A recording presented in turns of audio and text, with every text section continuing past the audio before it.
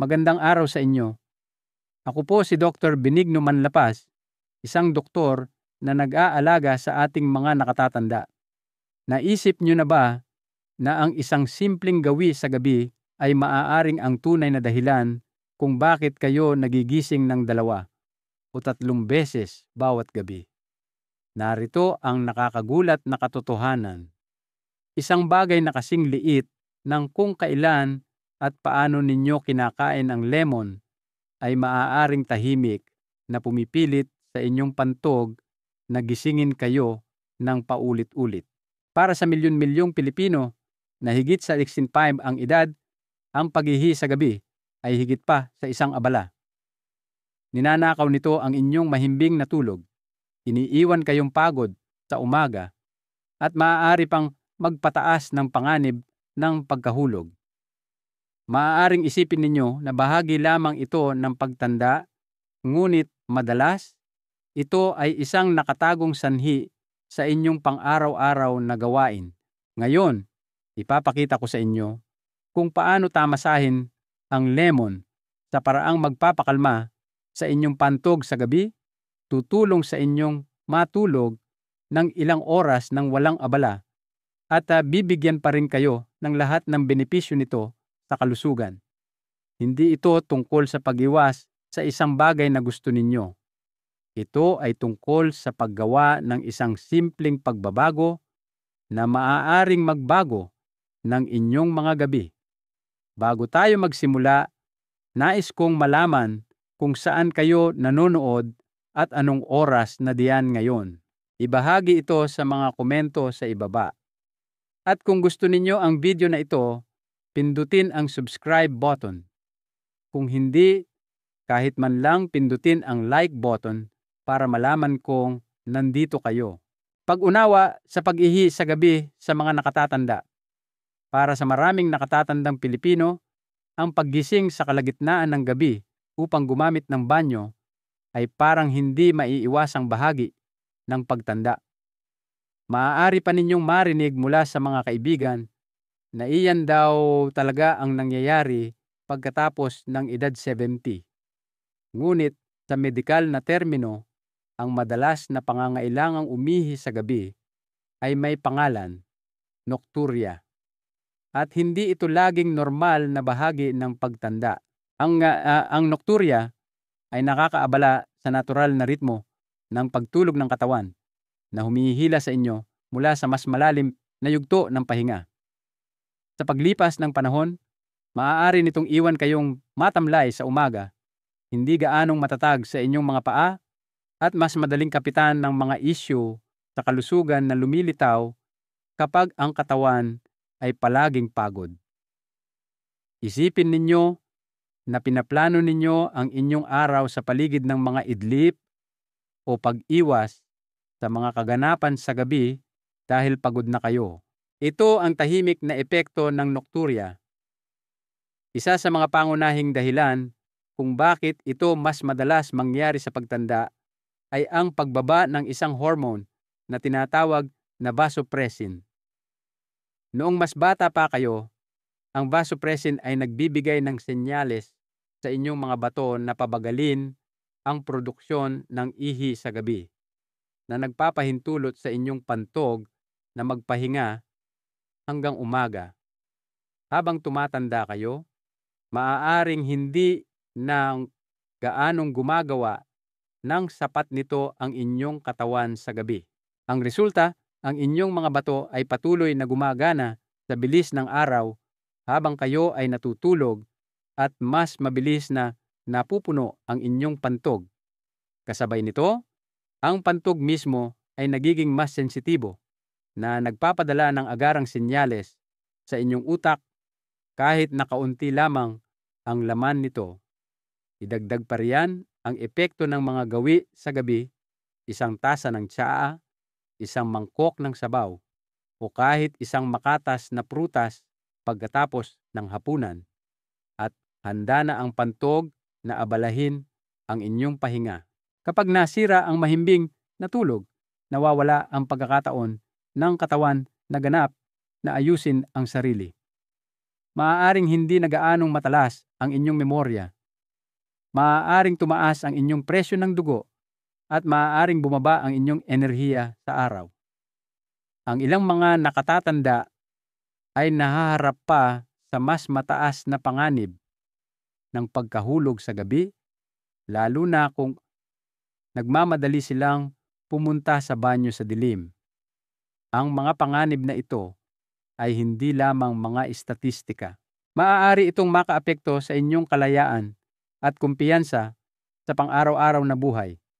Ang isang putol-putol na pagtulog sa gabi ay maaaring mukhang hindi nakakapinsala paminsan-minsan, ngunit kapag naging regular na ito, ang mga epekto ay tahimik na naiipon.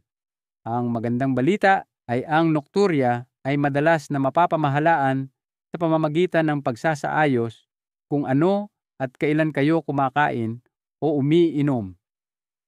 Ang ilang mga pagkain at inumin ay maaaring makairita sa pantog at magpataas ng produksyon ng ihi.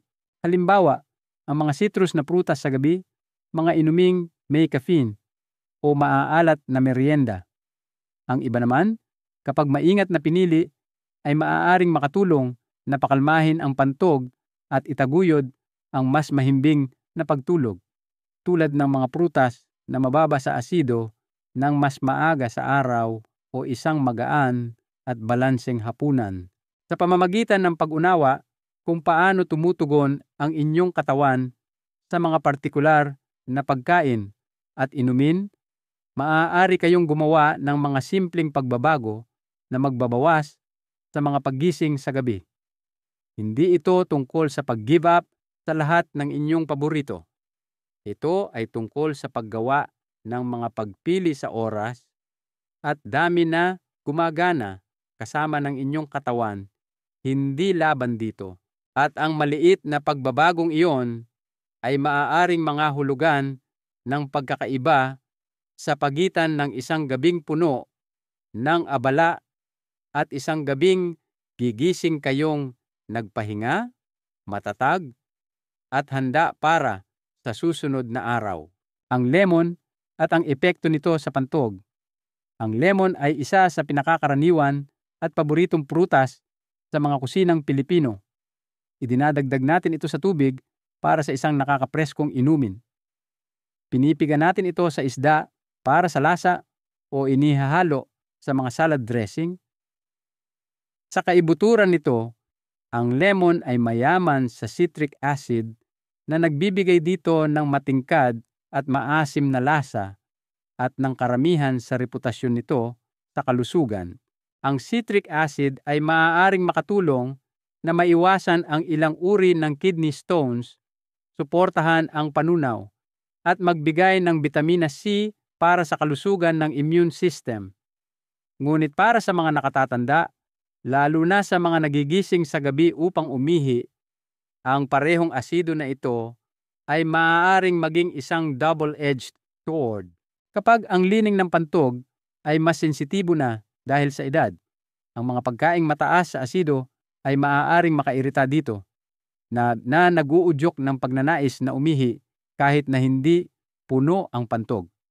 Iyon ang dahilan kung bakit ang oras, dami, at paraan ng pagkonsumo ng lemon ay mahalaga tulad ng mga potensyal na benepisyo nito. Kung gagamitin ng matalino, ang lemon ay maaaring maging isang kaibigan. Kung ininom sa maling oras, maaari itong tahimik na maging isang kaaway sa inyong pagtulog.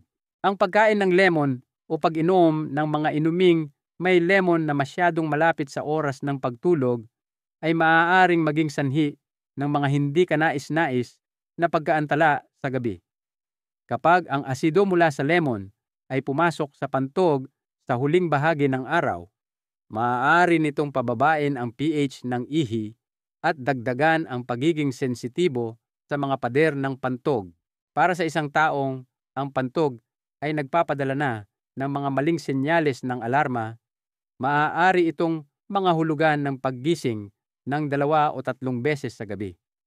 Isipin ninyo na natutulog kayo ng tempong buwait ng gabi para lamang magising ng hating gabi na may pakiramdam na kailangan ng umihi, ngunit sanhi lamang pala ng iritasyon at hindi ng isang punong pantog.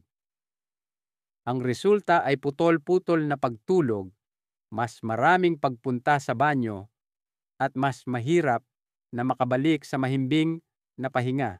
Ito ang dahilan kung bakit maraming urologist ang nagmumungkahi na iwasan ang mga pagkaing mataas sa asido at inumin, kabilang ang lemon, sa loob ng 3 hanggang 4 na oras bago matulog. Kapag natupok sa tamang oras at sa tamang dami, ang lemon ay maaari pa ring suportahan ang kalusugan sa mga paraang mahalaga para sa mga nakatatanda.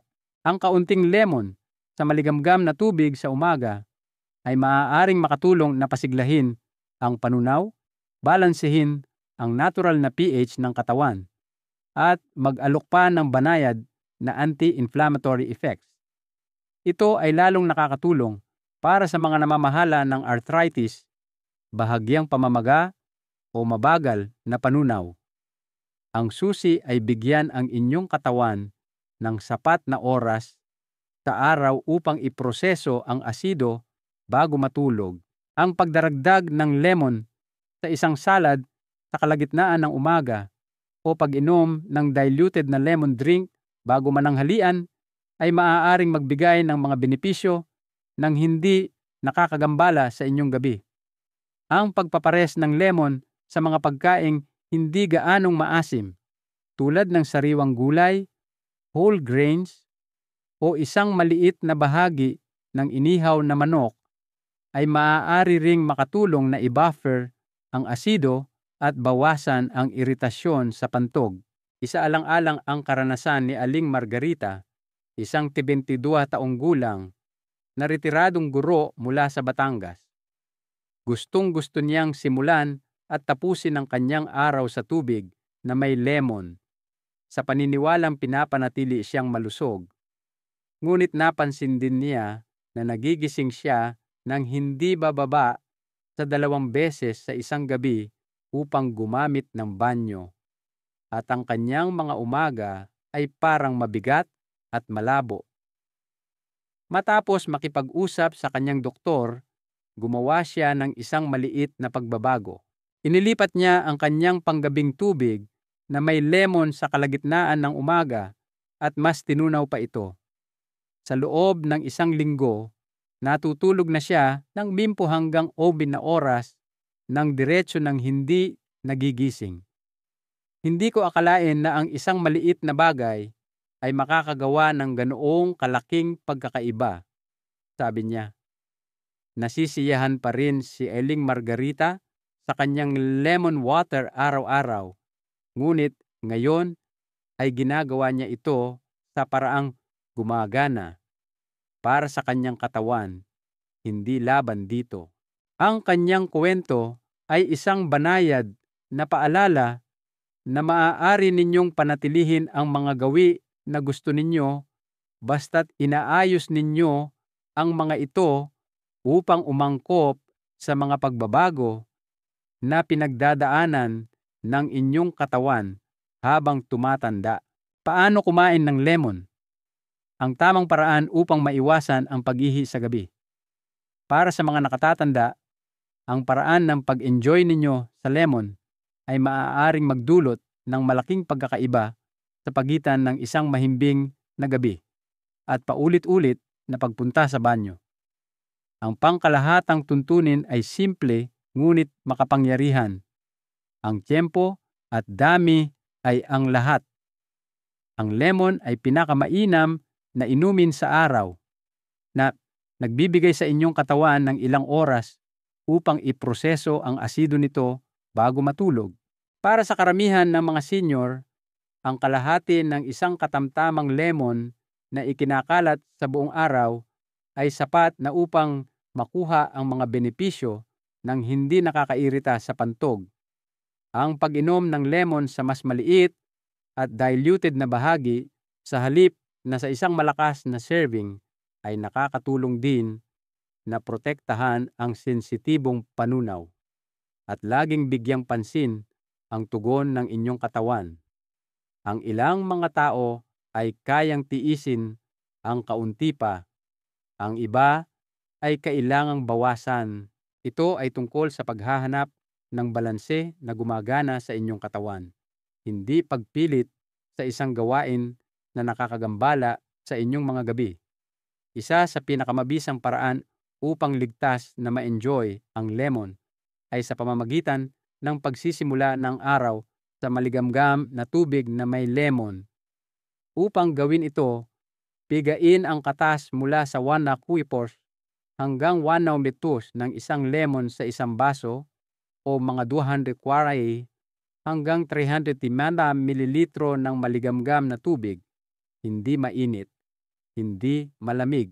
Ang init ay banayad sa tiyan, lalo na sa umaga, at nakakatulong itong pasiglahin ang sistema ng panunaw pagkatapos ng isang gabing pahinga.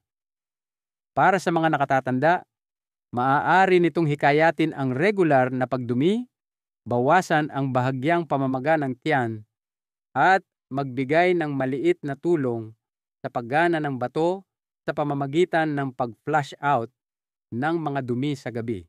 Ang pag-inom ng lemon water ng maaga ay nagbibigay daan sa inyong katawan na iproseso ang citric acid bago pa man dumating ang oras ng pagtulog, na binabawasan ang panganib ng iritasyon sa pantog sa gabi. Isipin ito na parang pagtatakda ng orasan ng inyong katawan. Binibigyan ninyo ito ng mga sustansya at hydration kapag ito ay pinakahanda ng gamitin ang mga ito nang walang mga kahihinatnan sa gabi. Maraming mga senior ang nakatuklas na ang pagpapares nito sa isang magaan na almusal ng oatmeal, berries, o scrambled eggs ay nakakatulong sa kanila na makaramdam ng kasiyahan, enerhiya, at hydrated para sa buong araw.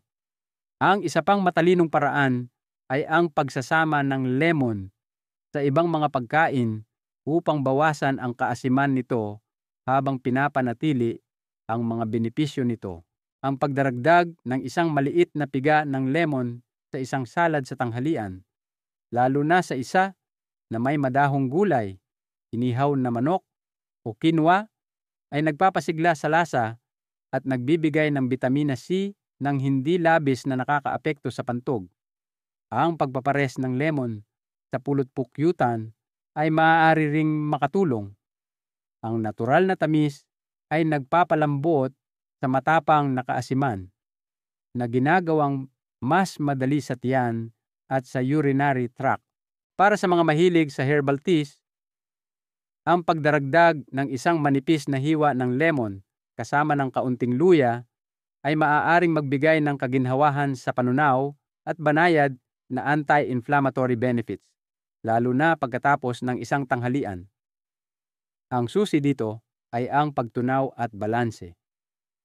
Sa pamamagitan ng pagpapares ng lemon sa mga pagkaing mababa, ang asido at mayaman sa nutrisyon, hindi lamang ninyo pinoprotektahan ang inyong pantog, kundi mas nakukuha rin ninyo ang mga benepisyo mula sa lemon mismo.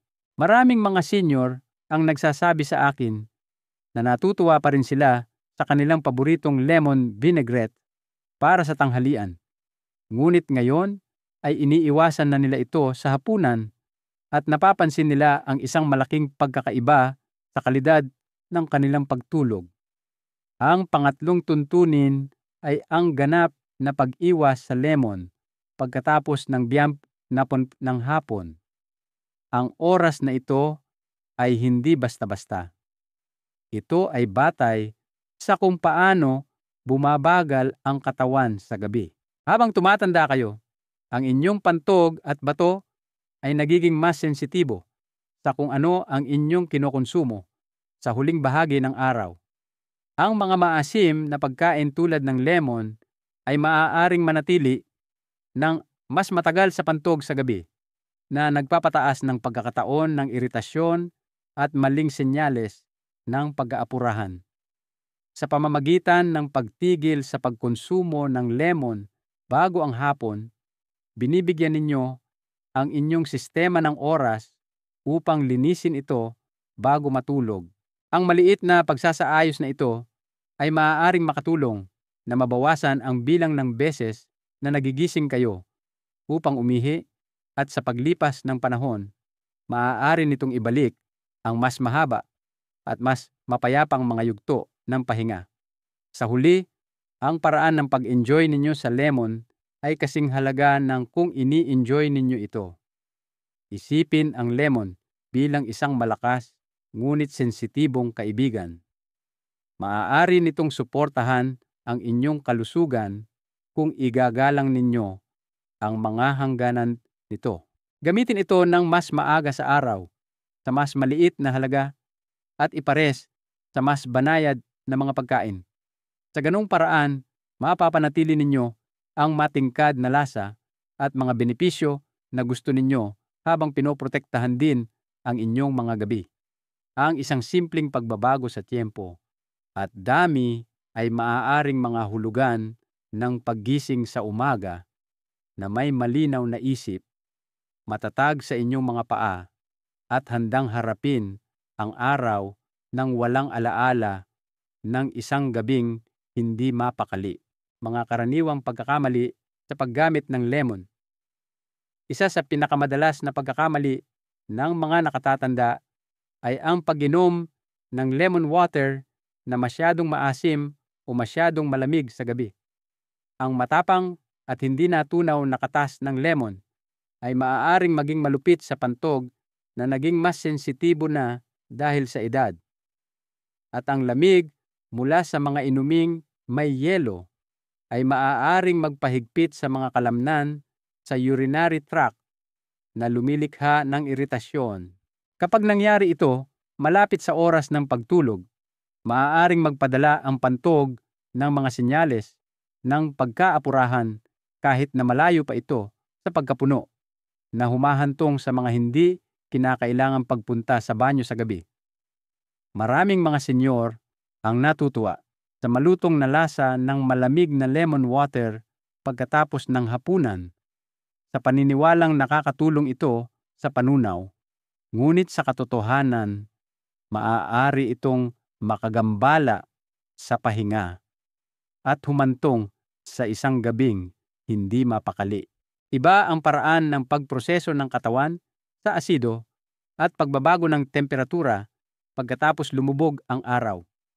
Kaya't ang isang banayad, maligamgam at diluted na inumin sa mas maagang bahagi ng araw ay mas mabuti para sa inyong sistema.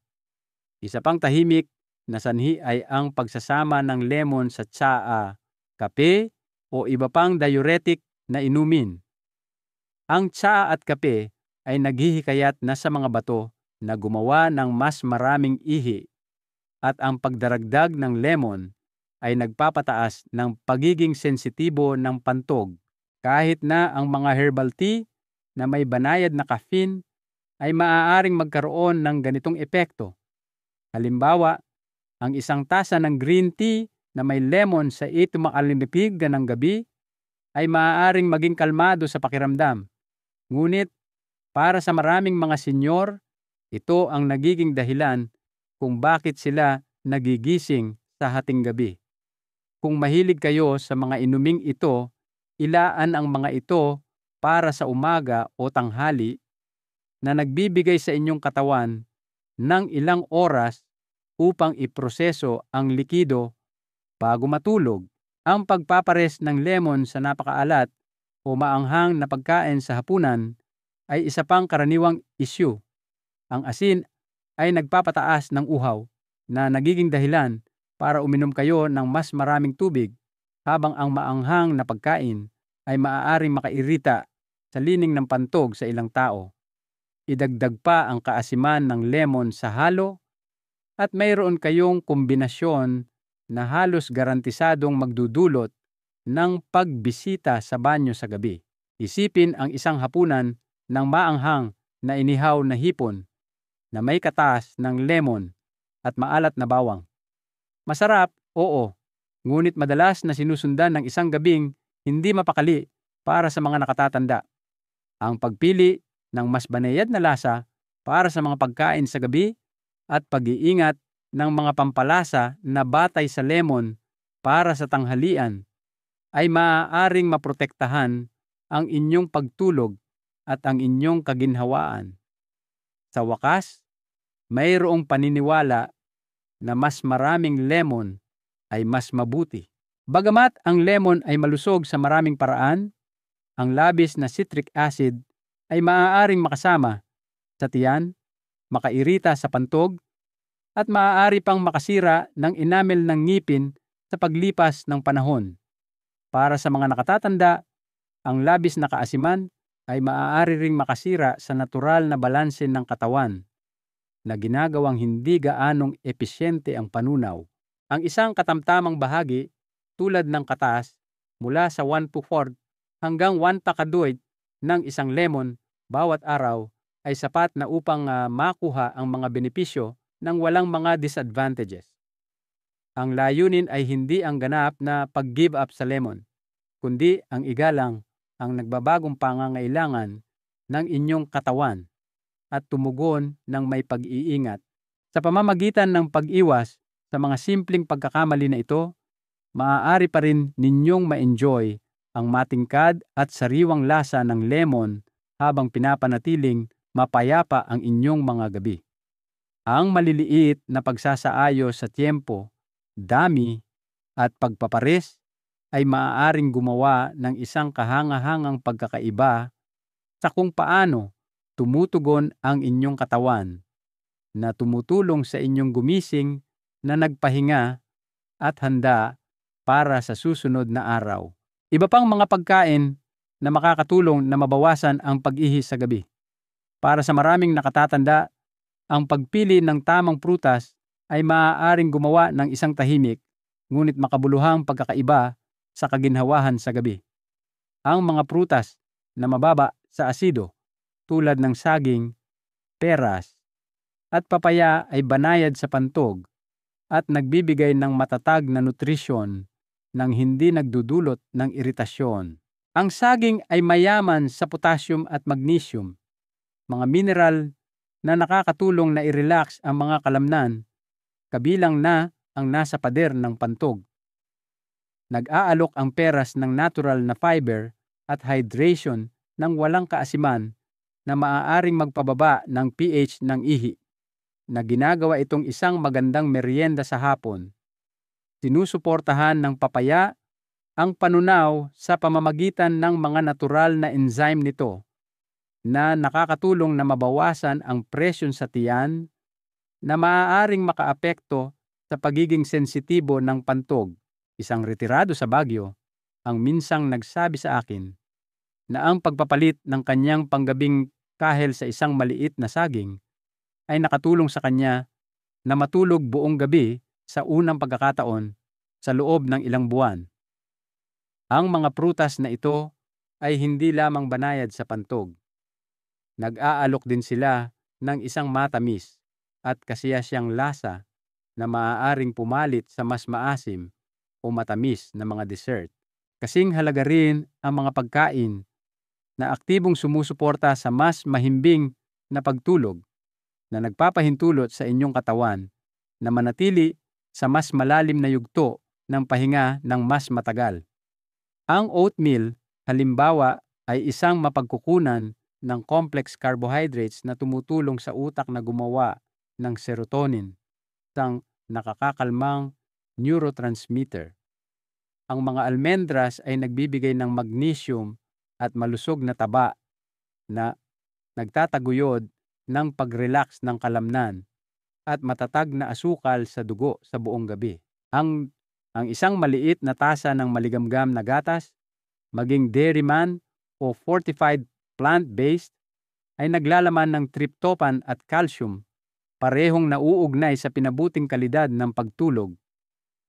Para sa maraming mga senior, ang pagkakaroon ng isang magaan na merienda sa gabi ng oatmeal na may hiniwang almendras na sinusundan ng maligamgam na gatas ay lumilikha ng isang banayad na ritual bago matulog. Ang gawaing ito ay hindi lamang naghahanda sa katawan para sa pahinga, ngunit iniiwasan din ang matatalas na pagtaas at pagbagsak ng asukal sa dugo na maaaring makagambala sa pagtulog. Sa pamamagitan ng pagpapares ng mga pagkaing mabuti sa pantog sa mga natural na pampatulog, lumilikha kayo ng dobleng proteksyon laban sa mga paggising sa gabi. Kasing halaga ng pag-alam kung ano ang kakainin ay ang pag-alam kung ano ang lilimitahan sa mga oras ng gabi. Ang mga prutas na citrus tulad ng dalandan, mga tropikal na prutas tulad ng pinya, at mga hilaw na kamatis ay lahat mas mataas sa asido na maaaring makairita sa lining ng pantog. Bukod pa rito, ang mga inuming naglalaman ng caffeine tulad ng kape, itim na tsaa, at maraming soda ay nagsisilbing diuretics na nagpapataas ng produksyon ng ihi at nagbabawas ng kalidad ng pagtulog. Halimbawa, ang pagkain ng isang salad na may kamatis o dessert na pinya sa 8 walt ng gabi ay maaaring mukhang hindi nakakapinsala. Ngunit para sa maraming nakatatanda, ito ang nagiging dahilan ng 2 o 3 pagpunta sa banyo bago mag-umaga. Ang caffeine, kahit sa maliit na halaga, ay maaaring manatili sa inyong sistema sa loob ng ilang oras, kaya't matalinong itigil ito sa hapon pa lang. Maraming mga senior ang nakatuklas na ang simpleng pag-iwas sa mga maasim at nakakagising na pagkain pagkatapos ng atnak o pamotsin ng hapon ay nagdudulot ng isang kapansin-pansing pagbuti sa kanilang pagtulog at enerhiya sa susunod na araw. Kapag tiningnan ninyo ang inyong dieta sa kabuuan, ang layunin ay bumuo ng isang panggabing plato na nagpapakalma sa inyong katawan sa halip na guluhin ito. Ang pagpili ng mga prutas na mababa sa asido para sa tamis, pagdaragdag ng mga pagkaing sumusuporta sa pagtulog para sa pag-relax, at pag-alis ng mga nakakairita sa pantog mula sa inyong panggabing gawain ay maaaring lumikha ng isang malakas na pagbabago. Ang mga pagbabagong ito ay hindi nangangailangan ng mamahaling mga suplemento o komplikadong mga resipe. Isang maalalahanin lamang na pagsasaayos sa tiempo at pagkakaiba-iba. Ang resulta ay mas mapayapang mga gabi, mas matatag na umaga, at isang panibagong pakiramdam ng kontrol sa inyong kalusugan. Para sa maraming nakatatandang Pilipino, ang maliit na pakiramdam ng kontrol na iyon ang nagdudulot ng pinakamalaking kapayapaan ng isip. Mga gawi sa pamumuhay bukod sa dieta para suportahan ang mas magandang gabi. Isa sa pinakasimple ngunit pinakakinaliligtaang gawi para mabawasan ang paghihi sa gabi ay ang pagsasaayos ng tiempo ng inyong pag-inom ng tubig. Para sa maraming nakatatanda, baligtad ang pattern.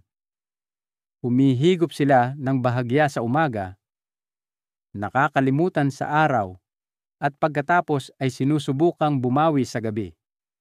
Inilalagay nito ang mga bato sa mataas na gear sa oras na dapat ay nagpapahinga na ang inyong katawan. Ang mas mabuting paraan ay ang unahin ang inyong hydration. Uminom ng karamihan ng inyong tubig sa pagitan ng almusal at kalagitnaan ng hapon, na naglalayong sa tuloy-tuloy na paghigop sa halip na malalaking lagok. Pagsapit ng 5 muka ng hapon, simulang bawasan, uminom lamang ng kaunti kapag nauuhaw. Nagbibigay ito sa inyong sistema ng oras upang iproseso at salain ang mga likido bago matulog, na pinapagaan ang trabaho ng inyong pantog sa gabi. Isang ginang mula sa Cebu ang nagbahagi na ang simpleng paglipat ng kanyang huling baso ng tubig mula 11 ng gabi sa 3 na wadis ng hapon ay nagbawas sa kalahati ng kanyang mga pagpunta sa banyo. Ang pagbabago ng posisyon sa pagtulog ay maaari ring makatulong na maibsan ang presyon sa pantog.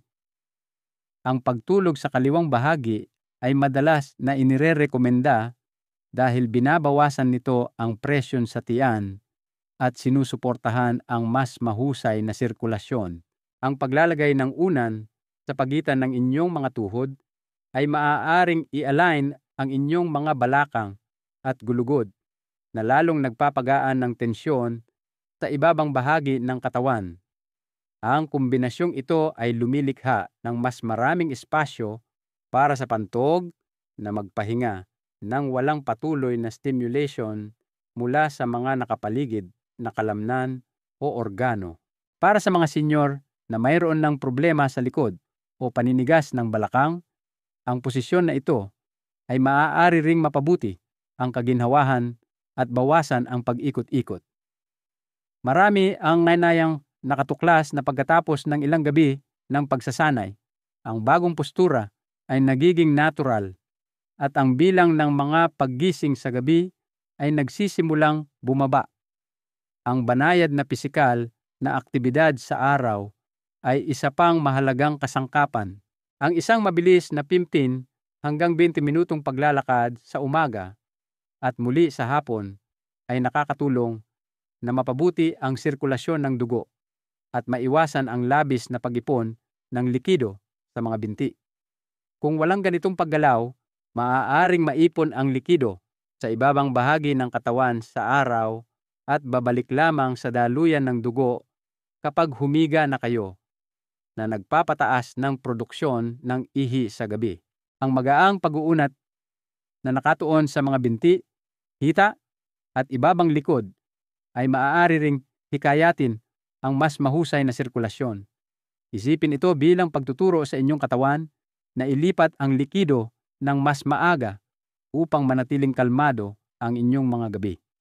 Isang retiradong guro sa Batangas ang nagsimulang maglakad kasama ang kanyang maliit na aso 2 beses sa isang araw at sa loob ng 1 buwan, napansin niyang mas mahaba na siyang natutulog ng walang abala. Sa wakas, bigyang pansin ang kapaligiran ng inyong silid-tulugan, lalo na ang temperatura at damit pantulog. Ang isang malamig na silid sa isip ay nasa 18 hanggang 20 degrees Celsius ay tumutulong sa inyong katawan na mapanatili ang isang matatag na panloob na temperatura sa buong gabi. Ang sobrang init ay maaaring humantong sa pagpapawis, pagtaas ng uhaw, at mas mataas na aktibidad ng bato, na lahat ay maaaring mag-trigger ng mas maraming pagpunta sa banyo. Pumili ng magaan at breathable na tela tulad ng koton o kawayan para sa pajama. Iwasan ang makakapal na layer maliban kung kinakailangan para sa init. Sa pamamagitan ng pagpapanatiling komportabling malamig ang inyong katawan, pinabawasan ninyo ang isa pang nakatagong sanhi ng pag-ihi sa gabi. Kapag isinama sa malusog na ang mga sabi, mga gawi sa pagkain, ang mga maliliit, ngunit sinasadyang pagbabago sa pamumuhay na ito ay maaaring lumikha ng isang malakas na pundasyon para sa mas mahusay na pagtulog. Maaaring hindi ninyo maalis ang bawat pagpunta sa banyo, ngunit maaari ninyong bawiin ang mas mahaba at mas malalim na mga yugto ng pahinga at kasama nito ang mas maraming enerhiya, kumpiyansa at kaginhawahan sa inyong pang-araw-araw na buhay. Kapag binago ninyo ang paraan ng pag-enjoy sa lemon, lumilikha kayo ng pagkakataon na mapanatili ang lahat ng natural na benepisyo nito habang pinoprotektahan ang inyong pinakamahalagang yaman, ang inyong pagtulog. Ang isang maligamgam na baso ng diluted na lemon water sa umaga ay maaaring gisingin ang inyong panunaw, dahan-dahang suportahan ang inyong mga bato at magtakda ng positibong tono para sa buong araw. Ang pagpapares ng lemon sa mga pagkaing mababa ang asido at masustansya tulad ng madahong gulay, inihaw na gulay, o whole grains ay tumutulong na protektahan ang isang sensitibong pantog mula sa iritasyon at sa pamamagitan ng pagtatakda ng isang personal na oras ng paghinto sa hapon. Binibigyan ninyo ang inyong katawan ng mga oras na kailangan nito upang iproseso ang kaasiman at mga likido bago kayo magpahinga sa gabi. Ang mga maliliit at maalalahaning pagsasaayos na ito ay maaaring magbago sa ritmo ng inyong mga araw at gabi. Ang kagandahan ng paraang ito ay sapat itong simple para subukan ng sinuman nang hindi nabibigla. Hindi kayo hinihiling na tuluyang iwanan ang lemon o sundin ang isang mahigpit at komplikadong plano.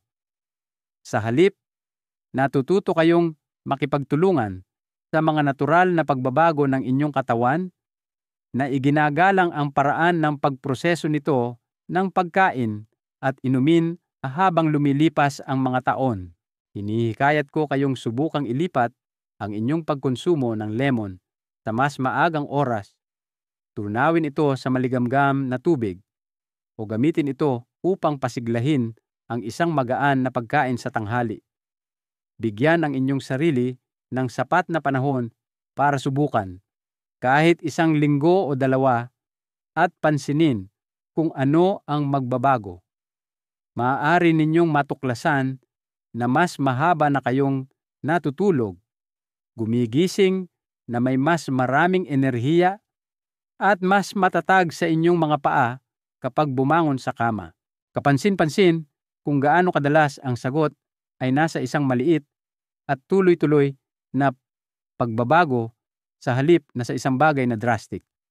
Maraming mga nakatatanda na nakausap ko ay nagulat nang mapagtanto na ang paraan ng paggamit nila ng lemon ay tahimik na nakakaapekto sa kanilang mga gabi sa loob ng maraming taon. Nang gumawa sila ng pagsasaayos sa oras, hindi lamang sila mas mahimbing na natulog, kundi mas naramdaman din nilang kontrolado nila ang kanilang kalusugan. Ang pakiramdam na iyon, ang pag-alam na mayroon kayong kapangyarihan na impluwensyahan ang inyong sariling kaginhawahan, ay isang bagay na hindi mapapalitan ng anumang tableta. Ang isang mahalagang aral dito ay ito: ang pag-aalaga sa sarili habang tayo ay tumatanda ay hindi tungkol sa pag-aalis ng mga bagay na gusto natin, kundi sa matalinong pag-aangkop sa mga ito. Ang kaunting kaalaman at maliliit na pagbabago ay maaaring magbigay sa atin ng kapangyarihan na mabuhay ng mas malusog at mas masaya. Kung susubukan ninyo ang mga tip na ito, lubos kong ikagagalak na marinig mula sa inyo. Ibahagi ang inyong mga resulta sa mga komento, kahit na maliit lang ang pagbabago. Napansin nyo ba na mas kaunti na ang pag-aantala sa gabi? Naging mas madali ba ang inyong mga umaga? Mas matatag ang inyong balanse o mas masigla ang inyong kalooban? Ang inyong karanasan ay maaaring maging pampalakas ng loob na kailangan ng iba para gawin ang unang hakbang tungo sa mas mahusay na pahinga. Lahat tayo ay natututo sa isa't isa, at ang inyong kwento ay maaaring maging bahagi ng solusyon ng iba. Bago kayo umalis, siguraduhing mag-subscribe sa channel na ito para hindi ninyo makaligtaan ang mas praktikal at mapagkakatiwalaang payo sa kalusugan na nilikha para sa mga nakatatanda na nagpapahalaga sa kanilang kalayaan at kapakanan. I-share nyo rin po ito sa inyong mga kaibigan at kapamilya. Kahit na ito ang unang video na napanood ninyo dito, sana ay may napulot kayong kapaki-pakinabang at puno ng pag-asa. Ngayong gabi, ang aking hiling para sa inyo ay simple: isang matatag at mapayapang pahinga. Mula sa sandaling ipikit ninyo ang inyong mga mata hanggang sa sandaling salubungin ninyo ang umaga, nawa ay gumising kayo na may kaginhawahan sa inyong katawan, kalinawan sa inyong isip, at ang tahimik na kumpiyansa na nagmumula sa mabuting pag-aalaga sa inyong sarili. Isang banayad na pagpili sa bawat pagkakataon.